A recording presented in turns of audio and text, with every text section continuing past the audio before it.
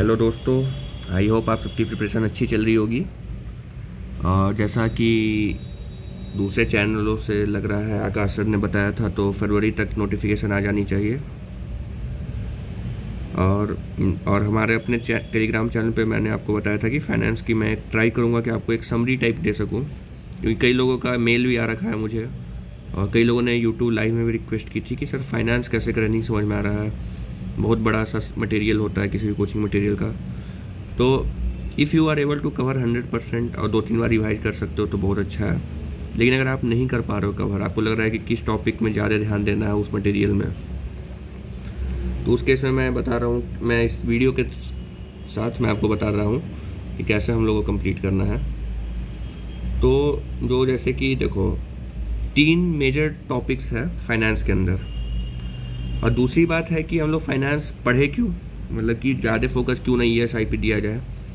तो ESI का paper year by year tough होते जा रहा है, क्योंकि क्या हो रहा है, करंट अफेयर्स में क्वेश्चन जो है काफ़ी फैक्चुअल नेचर के आ जा रहे हैं, वैसी प्रिपरेशन हो नहीं पा रही है लोगों की प्रिपरेशन, क्योंकि उसको कवर करना बहुत ही डिफिकल्ट है, इतना डेटा याद रखना पॉसिबल नहीं है। तो आपको कहीं ना कहीं फाइनेंस मैनेजमेंट, इंग्लिश, इनमें अच्छा स्कोर करना पड़ेगा, जिससे कि आप ESI को थोड़ा कवर कर सको। और इंटरव्यू के भी मार्क्स जब से ऑफलाइन हो रहा तब से थोड़ा ठीक है, जब तक ऑनलाइन अलग अलग पैनल्स होते थे तो थोड़ा डिफ्रेंशिएटिंग मार्क्स होता था, तो उसको भी कवर रखना ज़रूरी है, क्योंकि क्या पता उस 15 मिनट में क्या हो जाए। तो थोड़ा सा अगर एक्स्ट्रा एडवांटेज आपके पास है मेंस के टाइम, तो वो बहुत हेल्पफुल रहेगा आपके लिए। तो ठीक है, तो हम लोग इस पे आते हैं, फाइनेंस को कैसे अच्छे से कवर कर सके हम लोग। टाइम कम है, जो अभी स्टार्ट कर रहे हो मटेरियल है, कहीं भी फाइनेंस का स्टार्ट कर दो आप, जैसे आपको अच्छा लगे वो ठीक, या तो अगर मैं भी आपको बता दे रहा हूँ, आपको मन करे तो आप फॉलो करो। देखो, 3 मेजर टॉपिक फाइनेंस के अंदर है। पहला टॉपिक फाइनेंशियल सिस्टम है। तो financial system basically related to RBI ही है, समझ के चलो, regulator of banks and financial institution, तो वो तो RBI है। फंक्शंस क्या RBI के, मॉनेटरी पॉलिसी क्या है, तो इस पर हम लोग लास्ट में आएंगे, क्योंकि ये related to functions of RBI है। फाइनेंशियल दूसरा टॉपिक है financial markets, primary and secondary markets, functions, instruments, recent developments.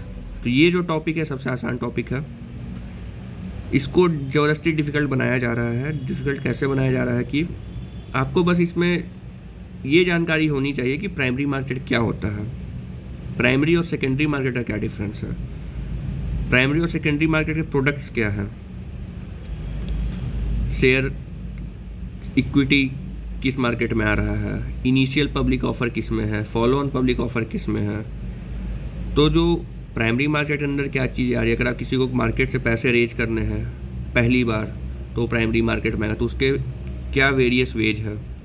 Secondary market के क्या वेरियस वेज है, फॉरेक्स क्या होता है, बॉन्ड क्या है, इक्विटी क्या है, इंस्ट्रूमेंट्स क्या। और रीसेंट डेवलपमेंट में आप जो 6 मंथ्स में जो भी डेवलपमेंट हो रखी हो, सेबी के नोटिफिकेशन आते रहते हैं कैपिटल मार्केट के रिलेटेड, RBI के नोटिफिकेशन आते रहते हैं, तो जो 6 मंथ्स टू 1 ईयर में जो बहुत मेजर नोटिफिकेशन है उसको कवर कर सकते हो आप। इसमें दिक्कत क्या आती है कि अब फॉरेक्स रिलेटेड न्यूमेरिकल्स कई सारी मटेरियल में दिया रहता है, बॉन्ड रिलेटेड न्यूमेरिकल्स दिया रहता है, क्वेश्चन आ भी सकता है एग्ज़ाम में, बट होता क्या है कि जो टाइम आप उस पर स्पेंड कर रहे हो, आपका 10 दिन उस पर टाइम जा रहा है और क्वेश्चन आ रहा है 2 मार्क्स का, तो आप ट्राई करना कि वो न्यूमेरिकल सबसे लास्ट में किया जाए। फेज़ 2 के 5-10 दिन पहले वो न्यूमेरिकल थोड़ा देख लेना, और कुछ अलग से उस पर टाइम अगर आप दे रहे हो तो आपका फाइनेंस कभी कंप्लीट नहीं हो पाएगा एज सच, जब तक आप खुद फाइनेंस ना पढ़े हो। जैसे कि आपका मेजर रहा हो MBA में फाइनेंस, फिर आप प्रिपरेशन कर रहे हो। लेकिन जनरल जो लोग जैसे BTech कर रखे हो, BA किए हुए हो, BSc करके आ रहे हैं, तो उनसे वो न्यूमेरिकल थोड़ा डिफिकल्ट लगता है, वहाँ टाइम वेस्ट भी है और पेपर में उतना रेलिवेंस भी नहीं है। बस आप जैसे मैंने बताया, प्राइमरी मार्केट क्या होता है, सेकेंडरी मार्केट क्या होता है, क्या क्या उसमें वेज है, डिवेंचर क्या होता है, बॉन्ड होता क्या, ये बस जान लो। बॉन्ड के अंदर फेस वैल्यू क्या होता है, कूपन क्या होता है, ये सब जान लो। मैच्योरिटी क्या होती है, बस बेसिक जानना को, मैच्योरिटी क्या होती है, कैसे कैलकुलेट करना वो अलग चीज़ है, उसमें आपको टाइम लगेगा, काफ़ी वीडियोस देखनी पड़ेंगी, बट क्या होता है एटलीस्ट उतना जान लो। अब जो primary secondary markets I think around 2 to 3 marks का पेपर आया, क्वेश्चन मार्क्स 2 to 3 मार्क्स का क्वेश्चन आएगा। अब वो आपको ऑब्जेक्टिव वे में फोकस रखना है, इसमें सब्जेक्टिव उतना नहीं आना चाहिए। हाँ, अगर बजट में कोई मेजर डेवलपमेंट हो गई, फाइनेंशियल मार्केट को चेंज कर दिया गया, तब आप उसको सब्जेक्टिव वे में पढ़ सकते हो कि क्यों किया गया ऐसा। But overall this is mostly related to objective. तो आप ऑब्जेक्टिव पॉइंट ऑफ व्यू से इसके नोट्स बनाने की कोशिश करो। अगला है जनरल टॉपिक्स, ये काफ़ी इंपॉर्टेंट है।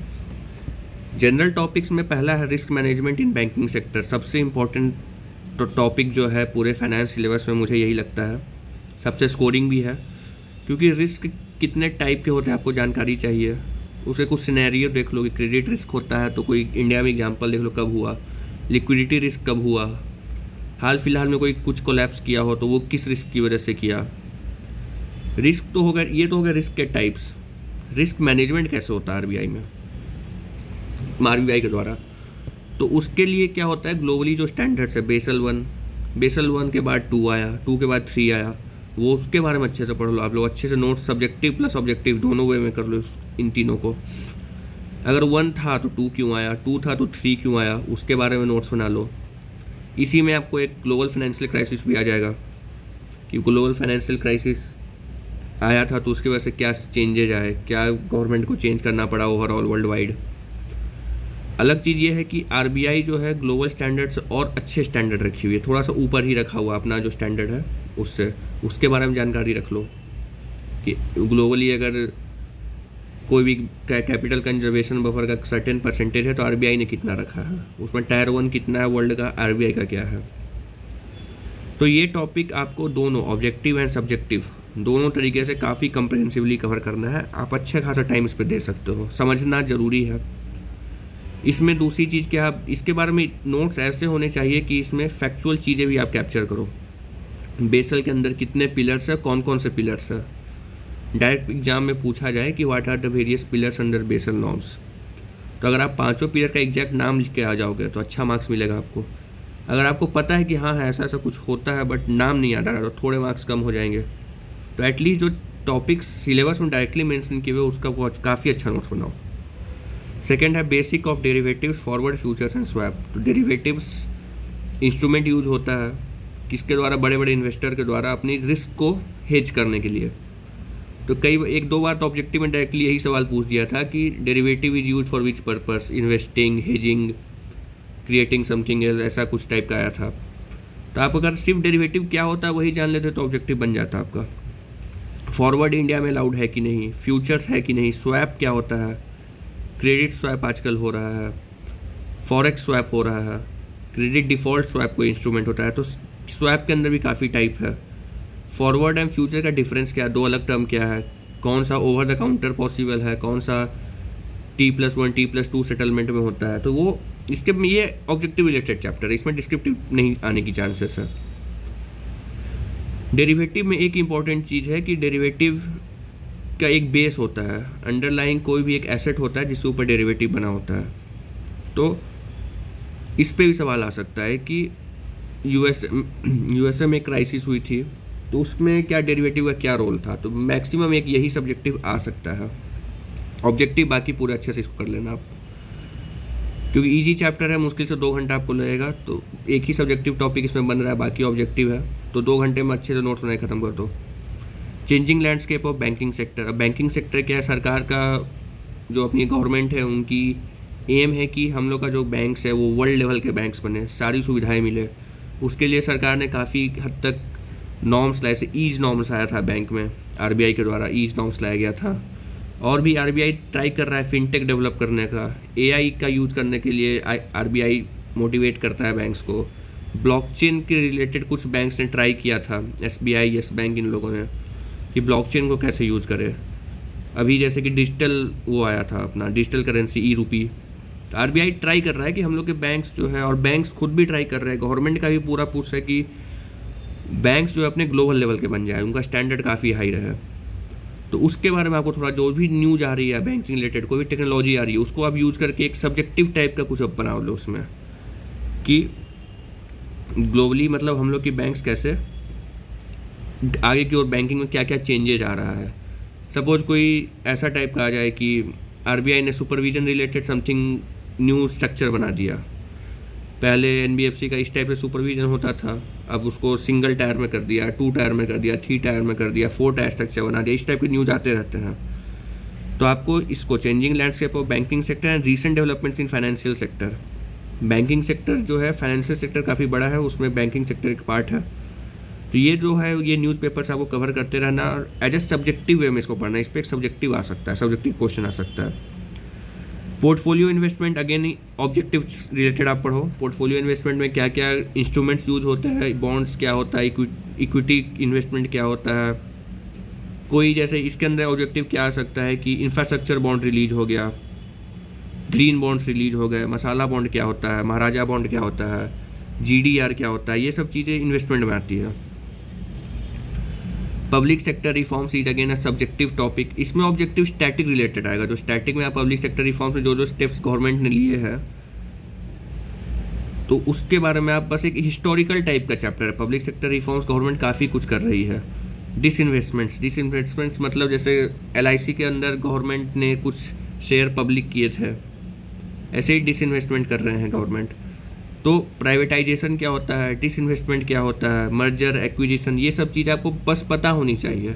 और हाल फिलहाल में कोई न्यूज़ होता है उसका डेटा देख सकते हो आप यार, जैसे कि सपोज एलआईसी में कितना % गवर्नमेंट ने डिसइन्वेस्ट किया, कितना अमाउंट किया, तो ये सब ऑब्जेक्टिव में आ सकता है। But public sector reform overall subjective topic है। जैसे डायरेक्ट सवाल पूछा जा सकता है आपसे कि what are the various steps taken by government to reform electricity sector, to reform PSU sector in oil and other industries, reform public sector banks के लिए गवर्नमेंट बजट में काफ़ी अनाउंसमेंट करती है। 0 कूपन बॉन्ड आया था कुछ टाइम पहले। तो वो सब जो बजट के गवर्नमेंट अनाउंसमेंट करेगी, पिछले बजट का आप यूज़ करके एक सब्जेक्टिव इसको प्रिपेयर करो कि पब्लिक सेक्टर रिफॉर्म से गवर्नमेंट ने क्या स्टेप लिए हैं और उसमें कुछ ऑब्जेक्टिव आपको कहाँ से मिलेगा। जब वो स्टेप्स को आप लिखोगे तो उसके अंदर कोई बहुत ही सिग्निफिकेंट स्टेप्स हो, उसके अंदर से ऑब्जेक्टिव सवाल पूछेंगे। बट ओवरऑल आपको एक सब्जेक्टिव वे में इस चैप्टर को सोचना है। Financial inclusion use of technology, again ये जो चैप्टर है फाइनेंशियल इंक्लूजन के ऊपर आरबीआई का एक रिपोर्ट है 50 to 60 पेजेज का, आप वेबसाइट से जाकर देख सकते हो।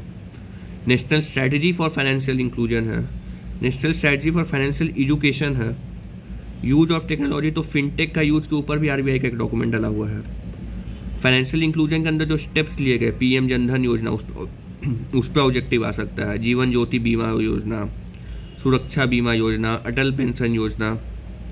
मतलब फाइनेंशियल इंक्लूजन सिर्फ ये नहीं है कि बैंक में अकाउंट खुलवा दिया गया, सरकार अकाउंट भी खुलवा रही है, उसके अलावा पेंशन तक की सरकार सोच रही है, बीमा भी करवा रही है सरकार। और भी फाइनेंशियल इंक्लूजन के अंदर काफ़ी चीज़ें हैं।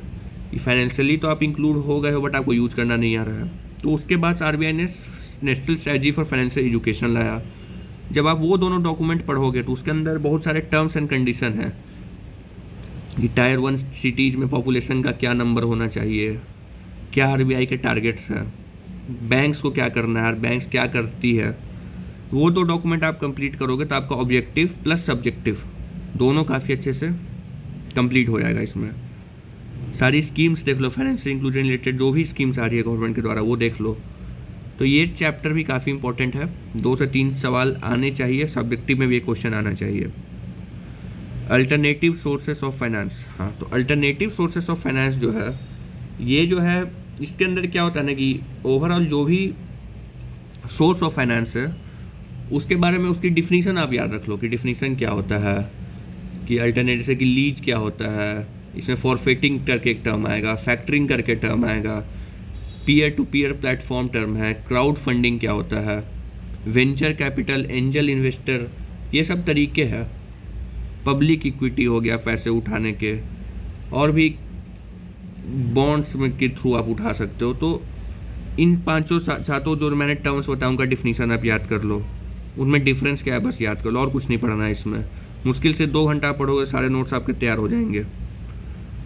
पब्लिक प्राइवेट पार्टनरशिप के बहुत सारे मॉडल्स होते हैं। स्विस मॉडल होता है, वो होता है ऑक्शन का। पब्लिक प्राइवेट पार्टनरशिप एक हाइब्रिड मॉडल होता है। तो उसमें आपको 3 से 4 मॉडल है, उसका बेनिफिट क्या और क्या रेशियो, जैसे कि हमारे टाइम में क्वेश्चन आया तो उसमें सर्टेन रेशियो पूछा गया था कि गवर्नमेंट इतना इन्वेस्ट करेगी इस मॉडल में और प्राइवेट फर्म जो है पीपीपी पब्लिक प्राइवेट पार्टनरशिप में इतना इन्वेस्ट करेगी, तो उस टाइप का ऑब्जेक्टिव पूछ सकता है। बट ये सब छोटे टॉपिक है, इसको आप चाहो तो 2 घंटे में कंप्लीट कर सकते हो। जो मेजर टॉपिक अभी तक है वो है risk management and financial inclusion. अगला है corporate governance in banking sector, role of e governance in addressing the issues of corruption and inefficiency in the government sector.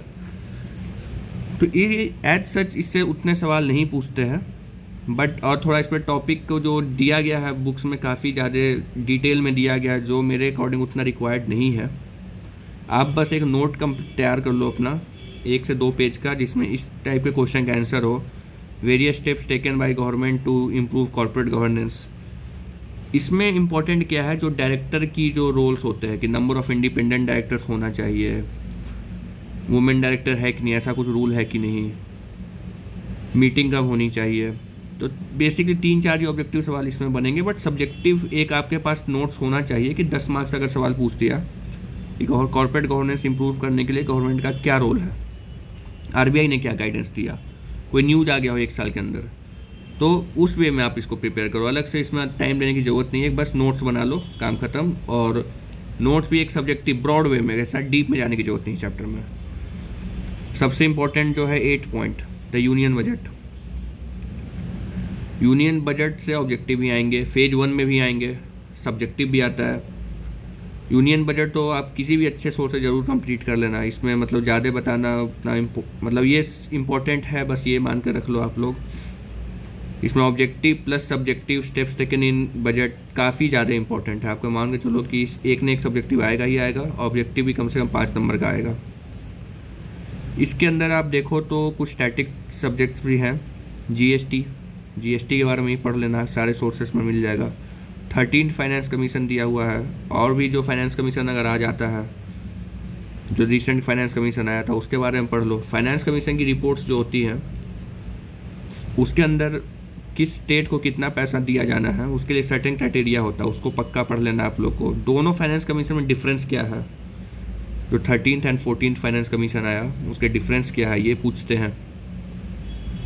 Fiscal responsibility and budget management act, FRBM act, उसके लिए एक committee बैठी थी, उनके बारे में पढ़ लेना। ये एक्ट में क्या है, कोविड में क्या चेंजेज आया इस एक्ट में, कैसे हम लोग इस एक्ट को ऊपर गए और क्यों आया ये एक्ट, और अभी डेटा क्या है इस एक्ट जो लाया गया था कि स्टेट की जो फिस्कल डेफिसिट है और यूनियन की जो फिस्कल डेफिसिट है उसको कंट्रोल में रखा जाए, तो अभी रिसेंट डेटा क्या है ये बस कर लो। ये बहुत ये जो 8 एंड 9 है, सॉरी 8 है, काफ़ी ज़्यादा इंपॉर्टेंट है। इसमें स्टैटिक टॉपिक्स भी है, अलग से स्टैटिक करने की ज़रूरत नहीं है, ये जो स्टैटिक टॉपिक दिए गए इसी को कर लेना बस। इन्फ्लेशन का हाँ स्टैटिक टॉपिक कहाँ से कर लेना, ये भी तो बात कुछ लोग पूछेंगे। विवेक सिंह सर की जो बुक है वहाँ से आप लोग ये सारी स्टैटिक टॉपिक कंप्लीट कर सकते हो, काफ़ी अच्छे से सर ने कवर किए वहाँ पे। इन्फ्लेशन डेफिनेशन ट्रेंड एस्टीमेट, ये भी विवेक सर की बुक से आप उठाना, सब कुछ दिया हुआ है उसमें, पूरा टॉपिक का खुद से आप 1 दिन बैठो, 15 मिनट बैठो, 2 घंटे बैठो, जिसकी जितनी कैपेसिटी है उस बुक से इस इन्फ्लेशन चैप्टर को और बजट चैप्टर को एटलीस्ट चैप्टर 8 एंड 9 सर की बुक से कंप्लीट करना ही करना है। तो यहाँ हम लोग का जनरल टॉपिक्स हो गया, इसमें बस इम्पॉर्टेंट रहा है 1, 8 and 9, these are the most important chapters. 8 and 9 आपको विवेक सर की बुक से कवर करना है। 5 आरबीआई के 2 डॉक्यूमेंट्स है, वहाँ से ट्राई करो कवर करने का, स्कीम्स भी इसमें यूज कर लेना। 1 जो है उसके लिए मैं देखता हूँ कोई डाल सको मटेरियल तो ठीक है, नहीं तो अगर आपने किसी इंस्टीट्यूट में ज्वाइन कर रखा हो तो वहाँ से कवर कर लेना। रिस्क मैनेजमेंट के ऊपर काफ़ी क्लासेस यूट्यूब पे भी पहले से है, हो सका अगर टाइम मिला तो मैं ट्राई करूँगा, बट पहले अभी खुद से आप लोग कर लो क्योंकि ये काफ़ी अच्छे से समझाना पड़ेगा। इसमें वैसे क्लासेस तो काफ़ी है यूट्यूब पे, आप लोग कहीं से कवर कर सकते हो। अब हम लोग आते हैं फाइनेंशियल सिस्टम, उसको कैसे कवर करना है। इसमें आरबीआई के बारे में आपको पढ़ना पड़ेगा, आरबीआई कब फॉर्म हुआ, क्यों फॉर्म हुआ, आरबीआई के बोर्ड ऑफ डायरेक्टर्स क्या होते हैं, गवर्नर कितने हैं, डिप्टी गवर्नर कितने हैं, फर्स्ट गवर्नर कौन थे, अभी कौन है, आरबीआई जो गवर्नमेंट को डिविडेंड देती है उसके बारे में पढ़ना पड़ेगा, क्यों देती है, प्रॉफिट कैसे आता है आरबीआई को, आरबीआई के अंदर जो इम्पोर्टेंट फंक्शंस है, monetary policy, conduct of monetary policy, banking system in India, banking regulation act क्या है, आरबीआई एक्ट क्या है। तो ये किसी भी मटेरियल्स आपको पढ़ना पड़ेगा जो आरबीआई को कवर कर रही हो। जो अलग फाइनेंशियल इंस्टीट्यूशंस है, सिडबी, एग्जिम, नाबार्ड, एनएचबी, सेबी वगैरह, इन सब के बारे में बेसिक में पढ़ लेना, क्या कब फॉर्म हुआ, किस कमेटी ने फॉर्म कराया और क्या मैंडेट है, डीप में नहीं जाना है। बट आरबीआई को अच्छे से पढ़ना पड़ेगा। आप मान के चलो 5 नंबर का सवाल यहाँ से भी आ सकता है, कुछ नहीं तो सब्जेक्टिव में ही डाल सकते हैं कि मॉनेटरी पॉलिसी कमेटी का क्या मैंडेट है। और मॉनेटरी पॉलिसी कमेटी मतलब कितने मेंबर की होनी चाहिए, कब होनी चाहिए, कब फॉर्म, कैसे फॉर्म होती है, अभी कौन कौन से मेंबर है, इस टाइप के सवाल आप एटलीस्ट आरबीआई के बारे में अच्छे से कंप्लीट कर लेना। ये भी आपको विवेक सर की बुक में मिल जाएगा, आरबीआई के बारे में सर ने अच्छे से पढ़ाया है। नहीं तो ये आपको आरबीआई की वेबसाइट पे फंक्शंस है वर्किंग करके भी एक बुक है, उसको ग्लैंस कर लेना, बहुत इंपॉर्टेंट नहीं है, वो इंटरव्यू के लिए काफ़ी इंपॉर्टेंट है, बट अभी बस ग्लैंस कर लेना कि क्या क्या फंक्शन है, आपको बेसिक आइडिया मिल जाएगा। तो आप लोग जो मैंने बताया ये बहुत इंपॉर्टेंट है। Financial system, financial markets try करो 2 से 3 घंटे में ख़त्म करके नोट्स बना के एक बार में, बाकी कोई मटेरियल को पढ़ना ही नहीं है, खुद के नोट्स बनाओ 2-3 घंटे में, उसी को बार बार रिवाइज करो। रिस्क मैनेजमेंट के अच्छे नोट्स बनाओ, 2 दिन 3 दिन समय लगाओ, अच्छे से कंप्लीट करो। यूनियन बजट, इन्फ्लेशन, विवेक सर के बुक से आपको आराम से कंप्लीट हो जाएगा। सर में शायद अल्टरनेटिव सोर्स ऑफ फाइनेंस भी है, बट स्टिल ये मटेरियल्स में भी अच्छे से दिए हुए हैं और सर के बुक में मिल जा रहा है, तो इसको भी कर लो सर के बुक से ही। बाकी आप लोग मॉक्स वगैरह भी लगाते रहना, मॉक्स फेज़ 2 के लगाओ। फाइनेंस मैनेजमेंट में ट्राई करना कि ऑब्जेक्टिव में 35 तो आना ही चाहिए, 30+ तो मिनिमम रिक्वायरमेंट है। Minimum requirement in the sense if you want to get selection, तब ऐसा कोई रूल नहीं है, बट ट्राई करना कि आप लोग 40-45 भी ला सको, तो ईएसआई में डर कम हो जाएगा। ये मैं ऑब्जेक्टिव की बात कर रहा हूँ, डिस्क्रिप्टिव में तो 25+ आपको लाने का ट्राई करना ही है। और इस लेक्चर के बाद आप लोग खुद से स्टार्ट कर दो पढ़ना, थोड़ा गाइडेंस मिल जाएगा तो, मिल गया हो तो। बाकी डिस्क्रिप्टिव टॉपिक्स जो है वो प्रीवियस ईयर क्वेश्चन 2 साल के देख लो किस टाइप के आ रहे हैं, और हो सका तो मैं भी शेयर कर दूंगा कुछ दिनों में चैनल पे, टेलीग्राम चैनल पे, तो उसको भी प्रैक्टिस कर लेना आप लोग। तो फिर थैंक यू, चैनल से जुड़े रहो आप लोग, अच्छे से प्रिपरेशन करते रहो। बेस्ट ऑफ लक्स आप सभी को, अच्छे से प्रिपरेशन करते रहो आप लोग।